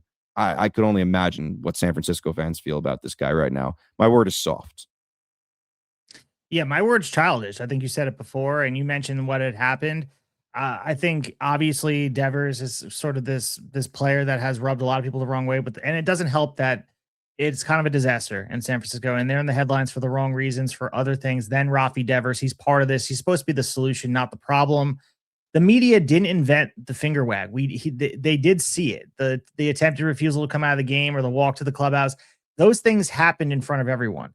And so when he declines to explain himself, the story naturally continues until he does. And to the Giants' credit, you mentioned Tony Vitello handling it internally and saying they had a great talk. And Buster Posey had other things to handle too in front of the media. He had a tough week this week talking about some things about players and their expression on the field, all those things, but exasperating the issue. I think Devers made the situation bigger than it needed to be by being childish.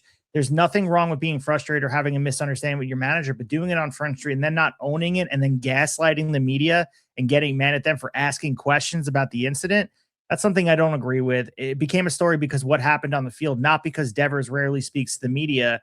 It's just one of those things like, how are you surprised that this grew into something bigger? Because, I mean, if he had just addressed this from the beginning and handled it with poise like a superstar player should, because that's part of the picture here, by the way. It's not just about your play on the field. If you want to be a cornerstone superstar player that is going to be a franchise cornerstone, however you want, a pillar of the franchise, you have to be able to talk to the media and have a relationship. And the way he's playing, the way the Giants are playing, it doesn't justify being able to have this type of attitude, and it doesn't rub well for the rest of the team. There's younger players on this team. And the fact that you're leaving Tony Vitello and Matt Chapman to answer questions for things they had nothing to do with, it's not fair. Show more accountability. Speaking to the media is part of the job. Grow up, Rafi Devers. Yeah, it's a hard watch. And Jeff Passan, who gave a few updates on the trade market today, right before we recorded, I saw that he had said, yes, the Giants very much are motivated to listening on offers for Rafael Devers. He said the problem is there are literally 0 teams that are interested. No one. Why would you want him? He's a diminishing player, and he pulls stuff like this. He's a baby. Like, man, I'm sorry, man. You guys got this guy for another 7 years. What you need to hope for is that in 2027 he goes absolutely crazy in the first half of the season, and then maybe someone will want him. But you're on the books for this guy for a while, I'm afraid. So not great for the Giants, but I'd be shocked if anyone else had a different perspective on him. Like, you and I disagreed a little bit on Chisholm, and I didn't kill him for it, but like, I was a little harsher than you were. But the Devers thing, like, I think we're all on the same page here. It's just ridiculous. I honestly don't know if I've ever seen anything like that. The reaction, the finger, all of it, it was ridiculous, terrible. I do think the Giants are taking advantage of Tony Vitello a little bit too. Like, this is not the first incident there. As you said, it's been a roller coaster of a year, all over the place. So I think people are kind of walking all over him, sadly, which you and I were rooting for him. I know a lot of people are kind of rooting for his failure, but I think you and I are rooting for him. It's not turning out so far. But we're going to get to a more positive story here. At least I think it's a positive story. For What's the Word, with 2 topics left in this part of the show. All right, so the category or the topic here, the Twins say they will not trade Byron Buxton under any circumstances. Okay, my word for this, maybe people think it's disappointing. I think it's refreshing. Okay, Byron Buxton, all-time Minnesota Twin for a very, very long time. His career was frustratingly just hampered by injury after injury after injury, throwing himself into the center field wall, things like that. He'd get hurt, play with reckless abandon. Well, he's finally had a little bit of a streak where he's really shown the player he is. 2024, he played 102 games. Last year, he played 126 games. And this year seems to be really hitting his stride. 69 games so far out of 80. They're more careful with him too, right? Give him more days off, which is smart. Hitting 275, 25 home runs, 41 RBI, 7 stolen bases. He has been phenomenal this year. And if he wants to be a lifetime Twin, by all means, I like this. Now, if he feels differently, and by the way, we've heard out of Byron Buxton's mouth as recently as last All-Star break where he said, I don't want to go anywhere. If he changes his tune and almost like we beg Mike Trout to change his tune and says, you know what, I would like to go to a contender if we're in a rebuilding phase, then I might feel differently about this. Like, let the guy go, play somewhere else. But it seems like the Twins are in the wild card mix here, even the division mix a little bit. There's rumors that even though it's probably against their better judgment, they might actually try to buy a little bit at the deadline based on where they are right now. So if that's the case, then why would Byron Buxton want to leave now if they're actually going to try to make a little bit of a push? I'll believe that when I see it. I still think they're going to kick the tires on a Joe Ryan deal if the offers that are coming their way are significant. I think they have to see the writing on the wall and realize, almost like the next team we're going to talk about, I think is going to see the writing on the wall. I won't give it away, but you have to keep the big picture in mind. Like, do you think you're winning the World Series this year? If not, maybe pump the brakes a little bit and keep the big picture in mind. But I still think this is a refreshing story of maybe a player staying in one place his entire career, even through the bad times. Yeah, my word's loyalty for those exact reasons. And I'm going to echo what you had said before. He had said, I'm a Twin. He said this last year. He likes being there, and that means something to the market. Minnesota is a great market for sports, and you have to remember that. And he has a full no trade clause, 2 years remaining on a 7-year deal. So even if Minnesota decided they want to move him, they couldn't do it without his approval. So it doesn't make any sense for the GM, Jeremy Zoll, to go out there and say, yeah, we're going to move him. And then if Buxton doesn't want him, get on the same page together and make sure you guys are looking at this from the same perspective. Could things change? And then maybe he wants to go elsewhere. Circumstance can always change. But based on everything that's been said publicly, this feels like, obviously, why wouldn't someone want to kick the tires on Byron Buxton? He could help any contender. contenders should be interested in Byron Buxton. It would make sense, but that doesn't mean the Twins should be interested in trading him.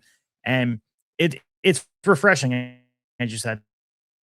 I think that's a good word for it. But my word is also loyalty, because he is a Twin. And sometimes you have these players that see it through thick and thin. And it's nice to see a player not wanting to just abandon ship when the going gets tough. And let's not mistake about it. They are 38-44. They're hovering below 500. They are in the mix, 4.5 games back from the AL Central. But times are still tough there. And there's still some upheaval. And Byron Buxton's been through it all. And will be worth something if the Twins are contending again and they can get back to the World Series in the near future.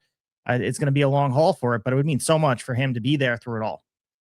Yeah, I just love watching the guy play. It's been such a pleasure to watch him, be a little more healthy these last couple of years, and obviously we all hope that continues. But our last topic here, and I kind of gave a hint as to another team who maybe is doing better than anyone expected, and now is going to have a decision to make because of that.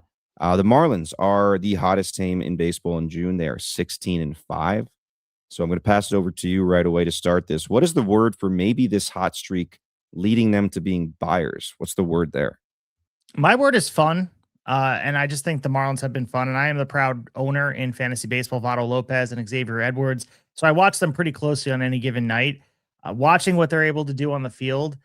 There might be some fool's gold if we're really being honest with ourselves about watching them streak here. And we saw it last year when they had a hot streak, unfortunately, for the Yankees being in Miami. They were like right in the threshold of getting beaten down by the Marlins with some of those comebacks. But it is a precursor to what baseball could be in Miami. And I know when we saw the WBC there, how electric it was. There is a reason to go out and see this team. And I know it hasn't translated with the fans coming to check them out quite yet. Attendance is still sort of mediocre and the atmosphere there is pretty dead. But this core of players, whether it's Otto Lopez or Xavier Edwards, or go down the list of some of these players, giving you Kyle Stowers, like there's reasons to come out to watch this team, and you can see the vision of it. So it, again, might be fool's gold. Like you had the same question about it. Are they going to win the World Series? You had the Twins, but I think we'd be lost in the sauce if we didn't believe that there is some progress being made. And you can kind of see the tapestry being put out in front of us of this is a team that has a vision and has an identity. And that's a lot of these teams that are trying to rebuild. It happens pretty quick. The Chicago White Sox just a few years ago was at the doldrums of Major League Baseball, and now they occupy a playoff spot in a division lead. So it happens pretty quickly. And I'm not saying it's going to happen this year for the Marlins. The NL East is a challenge in division, but at the very least, this Marlins team is fun and hopefully incentivizes this ownership group to start spending a little bit more coming next year. Yeah, that remains to be seen. My word here is rigid, as in Peter Bendix has proven to be rigid in his long-term plan. Sure, maybe they hold on to some guys we thought they might trade, but as at this point, even though 16-5 in June, that's nothing to sneeze at. Sure. I still think there's a 0% chance they buy. Could they hold on to more players than we thought? Yes. The tell will be Sandy Alcantara. That'll be the tell of what they really think about their current team. Because for the most part, he's pitched well. Okay, especially recently. If you look at his game log, he's had a few stinkers in there. But overall, he's been a very effective guy that's gotten deep into some games. He just broke the Marlins record for career strikeouts as a Marlin. But if the Marlins want to strike when the iron's hot here and not wait too long where you start to see a decline in Alcantara and get something for him. I mean, we mentioned the Cubs early in the show. We know the Cubs and the Marlins have a relationship. They just did the Owen Casey, Edward Cabrera deal earlier in the season. The Cubs are once again desperate for pitching. I don't know. Maybe they have another phone call and Sandy Alcantara ends up in Wrigleyville. I could see that matching up a little bit, but I think that is the tell. If they keep Sandy Alcantara, that means they actually think they're in a legitimate spot right now as they're built, and they can just go ahead without feeling like we need to go get more young pieces. So it remains to be seen, but 16-5, it's a hell of a start. Yeah, and the thing with other players to be dealt, you mentioned Sandy, but like Pete Fairbanks was essentially acquired this year to be dealt. Like there's no doubt about it. Like Pete Fairbanks, 11 saves on the year. He's been out there doing his thing, but essentially we looked at that signing of being like, they're just going to trade him to a contender at the deadline. And why wouldn't you, by the way, to restock the farm system and add some pieces there? This is a team that you mentioned Peter Bendix and the vision. It's quite clear what the vision is. And are they ready and mature enough to be a contender quite yet? No, but I think it's refreshing to see that there is a full picture of what this team will be. Young, athletic, speedy, energetic. This style of baseball in Miami, it's starting to kind of, you can see the fuller picture coming through. And it is cool to see. We saw it with the White Sox happen pretty quickly. And this White Sox team has a vision too. And again, you have to go through the bad times, but the White Sox here have a vision of what they are. And they're very similar teams as far as the core of their players are like these unlikely contenders that you really didn't think were going to be these players that are adjacent to being superstars. And all of a sudden there's like a group of guys that feel like these are your Miami Marlins that are going to be going forward. Yeah, White Sox, you mentioned one of their players, was it Sam Antonacci? That had one of the best quotes I ever heard during their walk-off the other night. They've had a bunch of dramatic moments recently. But it was, I guess the bullpen had given up the lead in the top of the ninth, and then they went and won in the bottom of the ninth. I might be misquoting him a little bit, but it was something along the lines of like, if you're going to get mad about the bullpen giving up the lead in the ninth, then why don't you go play a non-team sport like tennis or something like that? His was a little better the way he put it, but I loved it because that's the thing, man. It's a team game. You got to take the good with the bad. It's not all going to be perfect. People are going to make mistakes. People are going to blow it. Got to just move on and pick your teammates up. So loved that, and I think a lot of that attitude is why the White Sox are hitting a stride, I think at least a year, if not 2 years earlier than anyone thought. Yeah, and I'd be curious to know the vibes in Chicago. If you guys are out there listening to the Chicago area, like what's the vibes on this team? We talked about the Cubs extensively about the injuries, and we know how passionate that fan base is. But just as passionate as the Cubs fan base is, there is a passionate fan base for the Chicago White Sox out there as well. So they must be, because again, there is the historic nature of the fan base. Is an older franchise. They have winning ways. They won back in 05, etc. But there's also just the fun nature. I remember the 2017 Yankees very fondly because of just them being ahead of schedule. And there's something really alluring about falling in love with this little engine that could type of team. And again, no one's going to say the Yankees are a little engine that could, but the 2017 Yankees were this as much of a little engine that could than any Yankee team in recent history because they were just well before their time. And it was, go back to that year. And the White Sox have a lot of resemblance of that. If that's the case, I guess these current Mets, we could call them the giant engine that cannot, or something like that. Very well said. But let's get into our sub-2 ERA crew. I know you have an update for us. Sub-2 ERA crew. All right, so the update is not much of one. Not much has changed here, but I'll give you it anyway. So Jacob Mizorowski leads the way here, unsurprisingly, 1.45 ERA. Cam Schlittler, your boy, comes in next, 1.71. Christopher Sanchez at 1.80. And then this might be controversial, but I put Chase Burns in here. He's at exactly a 2 ERA. And I know it's the sub 2 ERA. So technically you're really supposed to be below 2. But I'm breaking the rules here. It's our segment. It's our show. So Chase Burns makes it. And then our boy Ohtani. Let's check Ohtani's ERA because he pitched tonight. I'm almost positive he's below 2, but probably still not qualified, which we have talked about pretty much every week based on innings. Let's see. All right, as I find it, tell me, out of those 4 guys without Ohtani in there, Miz, Schlittler, Sanchez, Chase Burns, at the end of the season, who ends up with the lowest ERA? I think Cam Schlittler. I'm still so impressed with what he's been able to do. It's just crazy to look at some of the betting odds where he's at, that he is the favorite in the AL Cy Young voting. It's hard to argue with that. Just the steps he has made since the beginning of this year, watch him in the postseason last year, taking the jump. He has the poise of an ace, and he just kind of carries himself like he's a frontline starter, and it happens so quickly. Of course, you want to throw love on the Miz as well. And what you're going to tell me about Ohtani's numbers, there's something magical happening with Shohei Ohtani, and the offense is picking up as well. Like, people need to appreciate Shohei Ohtani in real time. This is a once in a generation player, and we're watching things. I understand people don't like the Dodgers and people don't like that Shohei Ohtani is the face of the league. You need to appreciate him, because if this was happening 50, 70 years ago, there would be a conversation of, I don't believe that these stories actually happen, that people are exaggerating. That's the stuff that we're seeing on a nightly basis. And people just look past it with Ohtani because it's expected. He does the unexpected in such a routine way that we just kind of look past it. But we have to just look. I mean, you're going to tell me the numbers pitching wise, but watching him tonight just dominate, and he's an elite offensive option every single night. It's beyond belief what this guy does. Yeah, the Dodgers in Minnesota still got a 4-3 win. So Minnesota's been hanging in there with them for the most part. But Ohtani, another quality start, 6 innings, 2 earned runs on 5 hits, walked 2 guys, struck out 8. Only threw 89 pitches, so not a super not a ton of work there, but still a good number. 1.58 ERA on the year. So again, whether he's qualified or not, that's up for debate, but I think he should probably be in the sub-2 ERA crew. I think he deserves that. So if that's the fact, this is a 5-man. We got a full rotation in the sub-2 ERA crew right now. A hell of a rotation, too. The thing about Ohtani and the Miz and then adding Sanchez into the NL Cy Young race is going to be such a hard debate. And there's a lot of baseball left to be played, but it's a tough decision to make. And you can add some of the names in there as well. Like Skeens is definitely going to be in the conversation once more, once it's all said and done. It's going to be hard, though, to vote against Ohtani because they say that they're not considering the full picture of the offensive package. But if Ohtani's close, he's winning this award. And I truly believe that. If he's anywhere close to the numbers that Miz has, he's going to win the award. Well, that's what I was going to say. How close does he have to be? Because like if the season ended today, Miz at 145, Ohtani 158, I still think it's got to be Miz.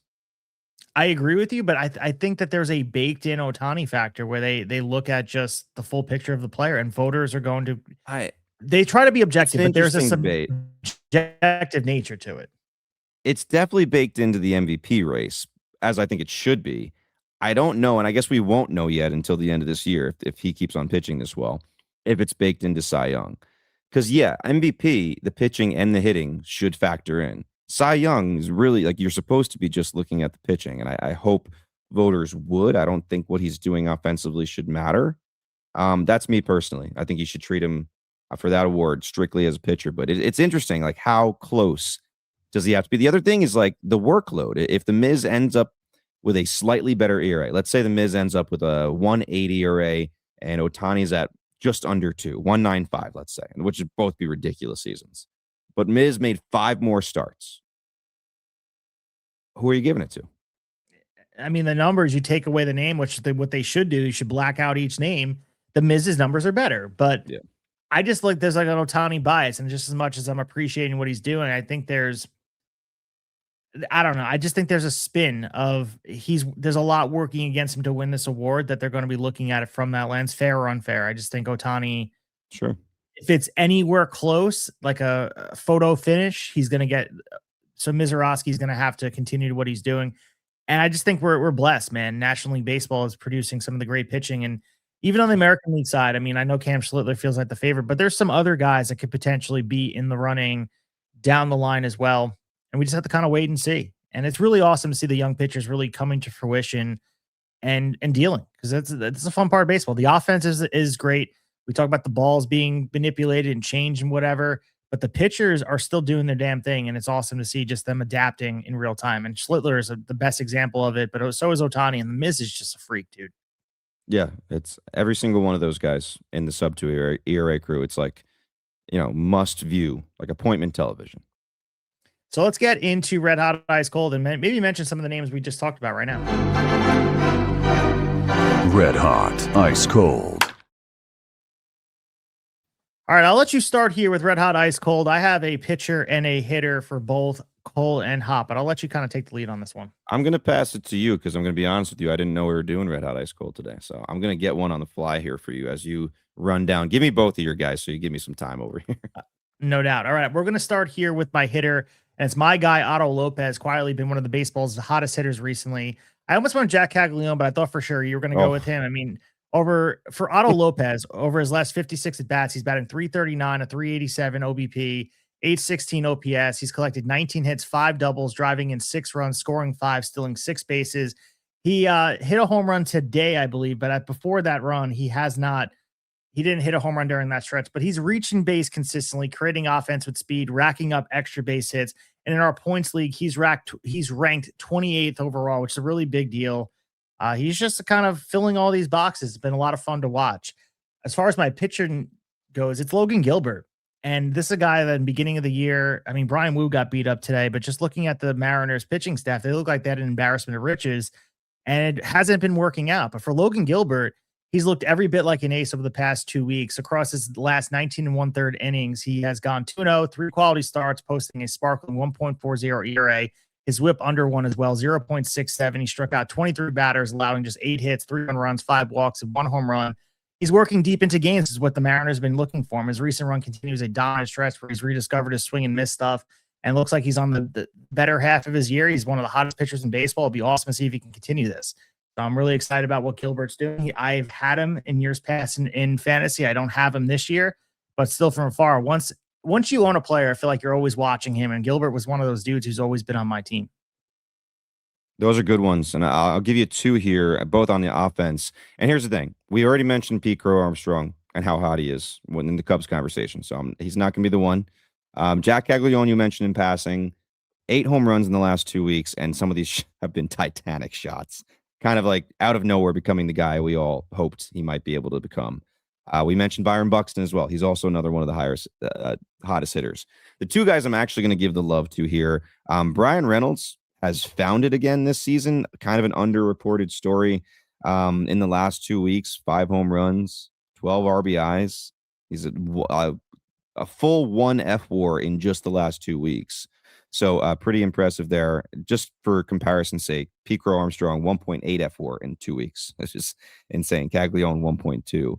And the other guy I want to give love to is a little further down the list here, but Wyatt Langford, who again, like I feel like kind of forgotten man because he was out for so long. But this dude still super young, and I think is starting to take that next step. 4 home runs in the last 2 weeks since he's returned, 11 RBIs. Like he looks the part, hitting 310 in those 2 weeks.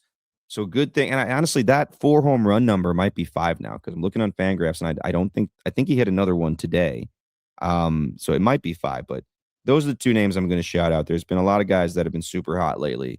And you mentioned the ball's changing and the offense suddenly going through the roof. That's part of it. But those are the 2 guys I'm putting for the red hot here.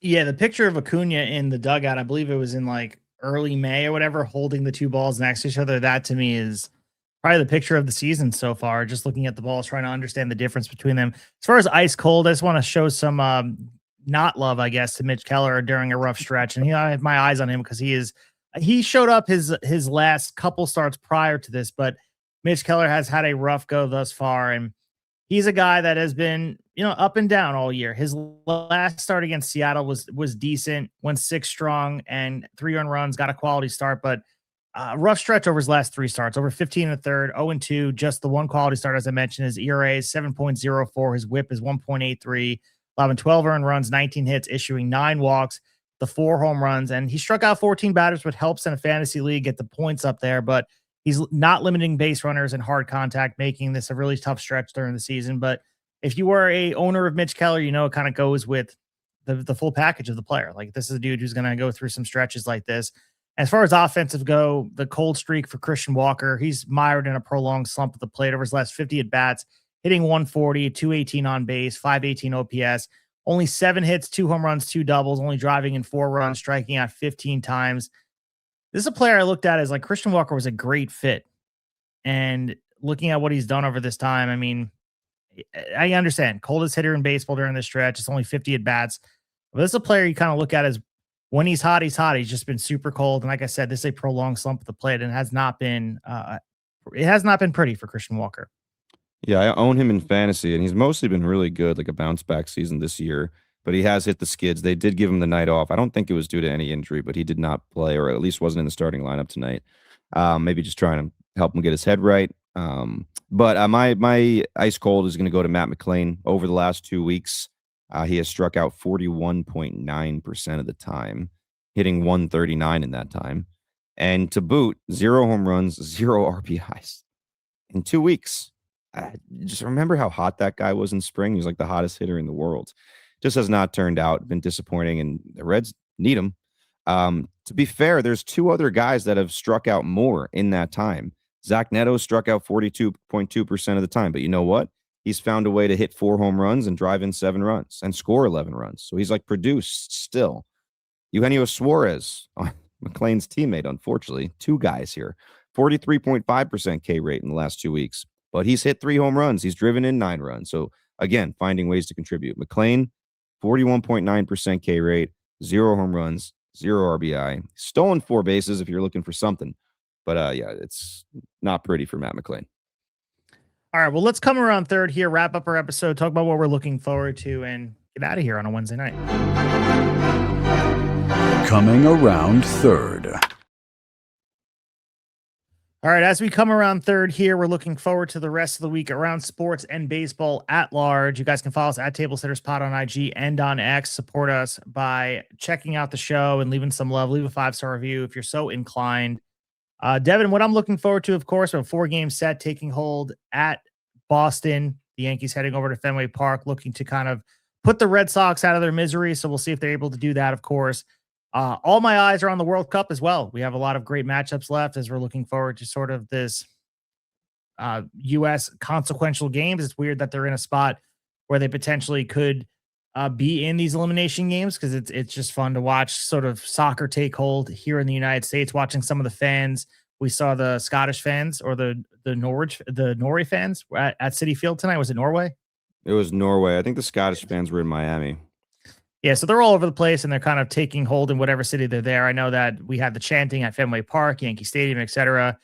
My question to you is, I'm not sure if you saw this psychic lady. This is completely out of left field. Psychic lady yesterday kind of went viral because she said that she circled June 24th that in Miami during a World Cup game between Brazil and Scotland, that aliens were going to abduct players and they were going to abduct hundreds of fans. So everyone was looking at this game in Miami tonight. This was predicted a year ago or whatever, or like a longer time ago. So it went viral again where she like the video is like, I've had these vivid dreams. I'm a psychic.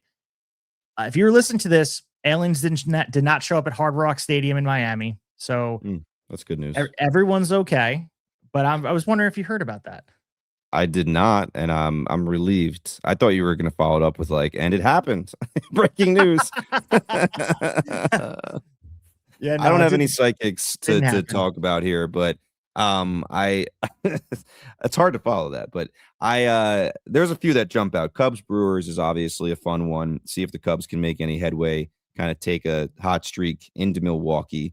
Dodgers Padres in San Diego, always fun. We know those two teams don't like each other, so hopefully we get some fireworks there. But the one I'm really looking at that sticks out is Marlins Cardinals. We talked about how the Marlins are better than we thought they'd be, record-wise, play-wise. And the Cardinals, obviously, same thing. We said the White Sox look 1 or 2 years early.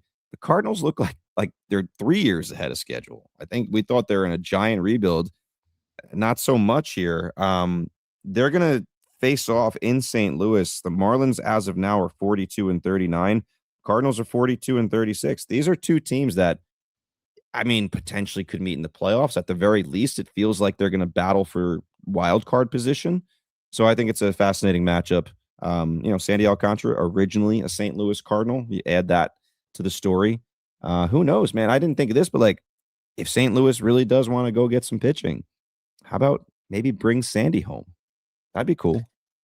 I mean, we've seen it happen before. I think we've had teams work a deal out while they're in the other dugout, and we watch them switch jerseys. It happened last year, I believe, between Toronto and Baltimore, right? That's what happened last year. I think I vaguely remember something along those lines. Yeah, either way, I'm also looking forward to the rest of our matchup. I know we're recording now, and I'm up by a large margin, but we know fantasy baseball, dude, that these things they do constrict pretty quickly. And you and I are not just battling this week. I believe we are only separated by 16 points as far as the point title goes. There's a separate championship. Yeah. I'm actually sitting right here because my brother won it last year and he never takes it home. I'll put it in front of me. So I have the For the Fame Fantasy Baseball Howard's Cafe Cup awarded for the most points scored annually. You are the proud owner of 2016. And I believe you're another time you have it on here as well, or is that it? 2023 and 24 champion. My brother is the proud owner of the 2025 points title, and you're looking to get your name one more time on it. You're in the lead now despite your under 500 record. And I'm looking to not only beat you, but surpass you. Right now, I'm making a little bit of a dent in your lead as far as points go. Yeah, I'm having one of those weird years where I lead the league in points, but I also lead the league by a lot in points against. People love to have their best week against me. But with that being said, still the 4 seed out of 10. You're the 3 seed right now. It's been a weird year. But yeah, just for people listening, when Steve says he has a comfortable lead, I think he's underselling it. It's a points league. He's up 76-36 right now. So I know we have 4 days left, but that's pretty bleak. Yeah, I understand, but it's it's still it's possible, dude. Like I've seen it happen before, and I believe I was down by 35 points going into a weekend, and I've come back before. And your team is bunches, man. I'm not writing you off. Your team is pretty damn good. Well, I need Schwarber. I mean, Schwarber, I guess he got off the bench tonight and pinch hit. He walked, so maybe that's a sign that he'll play because he's. I mean, I have him. I have Kurtz too. Those guys are the heartbeat of my team, offensively. So I need them. I need them both in the lineup. Ellie's back. That makes me happy. He's another guy, big piece of my team. So we'll see. I mean, the issue is too, like we're in a spot where we've penalized streaming a little bit, where you can't just go out there and just like throw a dart. I know if you're desperate, you can do it, but when you throw a dart, sometimes these streamers that are out there, it's a really rough go, and it winds up hurting you in the long run. Yeah, sometimes, but I mean, you've been streaming like a madman this week.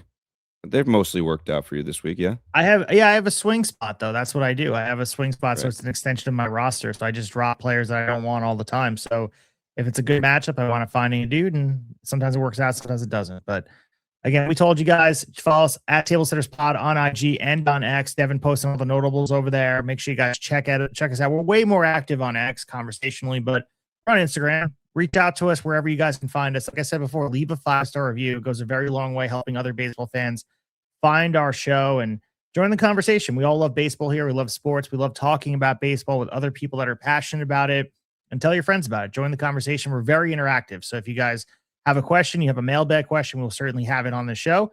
And definitely feel free to reach out. We're very much looking forward to having a conversation and keeping this going throughout the season.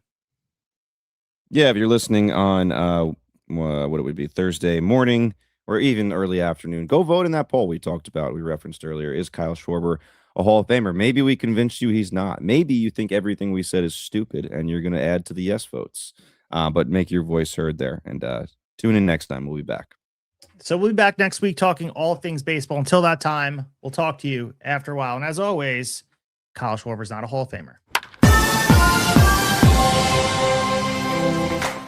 High fly ball into right field. She is gone. In a year that has been so improbable, the impossible has happened. This one by Mattingly. Oh!